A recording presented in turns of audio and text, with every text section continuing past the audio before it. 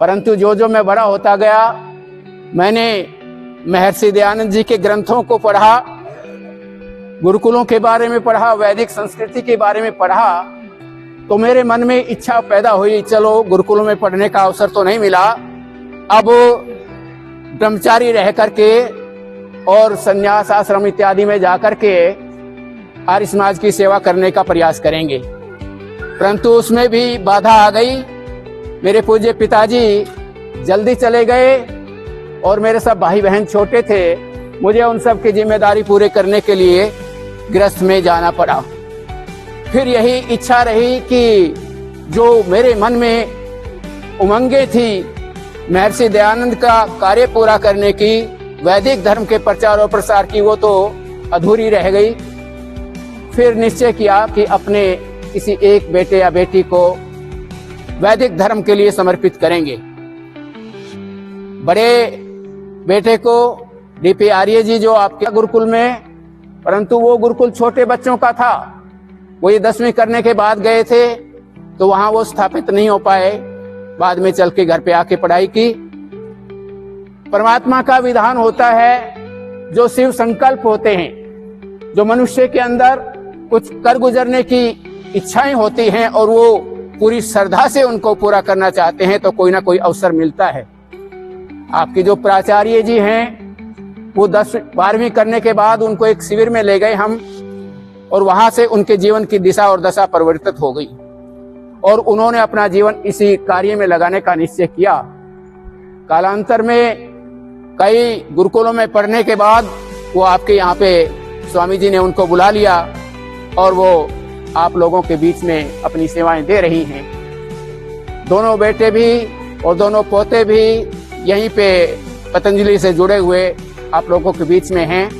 कहना मैं ये चाहता हूं प्यारे बच्चों, आप सभी जीवन में कुछ करना चाहते हैं विशेष, तो आपको मेहनत करनी पड़ेगी, आपको पुरुषार्थ करना पड़ेगा। पुरुषार्थ ही इस जीवन में सब कामना पूरी करता है। मन चाहा फल उसने पाया, जो आलसी बन के पड़ा न रहा। वह ध्यान में ईश्वर के जो मगर उसे कोई क्लेश लगा न रहा।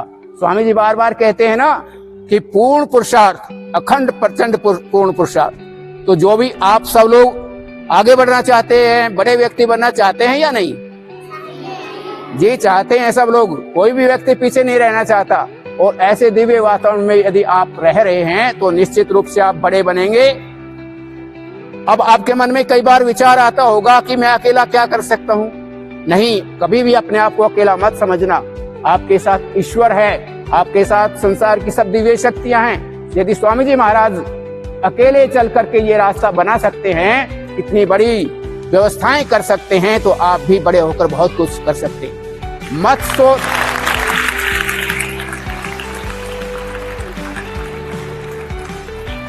मत सोचो कोई साथ नहीं, मत सोचो कोई साथ नहीं है, अस्त्र शस्त्र कुछ हाथ नहीं, लेकिन उत्साह उमंगों में पागे, तुम बढ़ो अकेले ही आगे, तुम बढ़ो अकेले ही आगे। सब चल सकते भी संग नहीं, सब आदमी हमारा साथ नहीं दे सकते।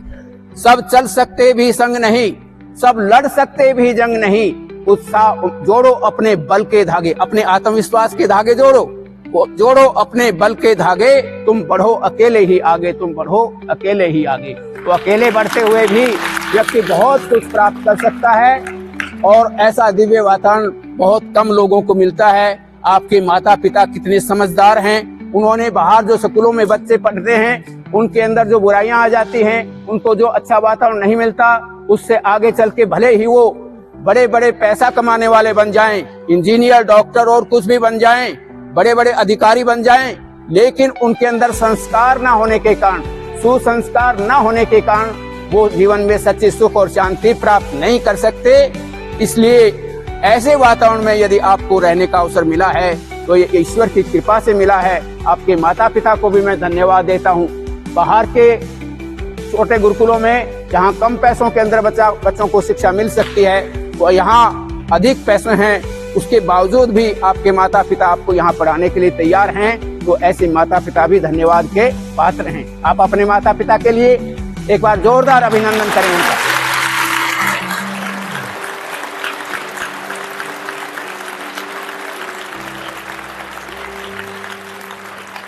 और कभी ये मत समझें कि काश हम स्कूल में पढ़े होते तो हम ये बन जाते वो बन जाते।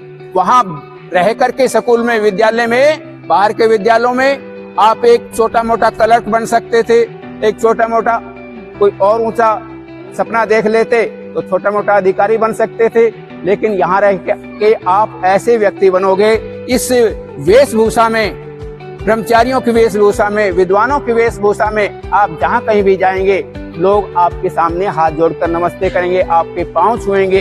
जब उनको ये पता लगेगा कि ये गुरुकुल की पढ़ी हुई विदेशी बेटी है, ये गुरुकुल का पढ़ा हुआ बेटा है, तो आपके प्रति एक विशेष श्रद्धा होती है। वो श्रद्धा स्कूल में पढ़ने वाले बच्चों के लिए नहीं होती है। इसलिए ये बहुत ही दिव्य वातावरण है। आपको पूरे मनोयोग से, पूरा आत्मविश्वास से, पूरी श्रद्धा से यहाँ रहते हुए शिक्षा ग्रहण करनी है और महर्षि दयानंद जी के और पूज्यपाद स्वामी रामदेव जी महाराज के संकल्पों को पूरा करके दिखाना है। आज पूरी दुनिया भारत की ओर देख रही है, क्योंकि ये जो सभ्यता और संस्कृति है ये अनादि काल से संपूर्ण पृथ्वी के लोगों का मार्गदर्शन करती रही है। स पूर्वेशाम अपि गुरु काले न अवच्छेदात्, यह संस्कृति सदा से चली आ रही है, कालों से भी ये बाधित नहीं होती है। ये भारत भूमि बड़ी दिव्य भूमि है। इस भूमि में जन्म लेने वाली आत्माएं ही संसार का मार्गदर्शन करती हैं। है भूलोक का गौरव कहाँ,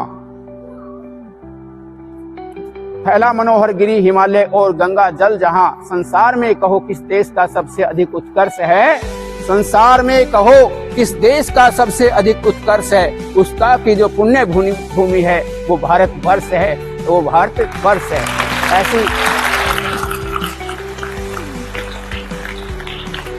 ऐसी पुण्य भूमि में हमें जन्म लेने का अवसर प्राप्त हुआ है। तो मैं आप लोगों का, क्योंकि आगे आपकी दिनचर्या है, अधिक समय न लेता हुआ आपको फिर से बहुत बहुत साधुवाद देता हूँ। बहुत प्रसन्नता का वातावरण है, मुझे हार्दिक प्रसन्नता हुई है। आप सभी के लिए बहुत बहुत धन्यवाद। बहुत धन्यवाद।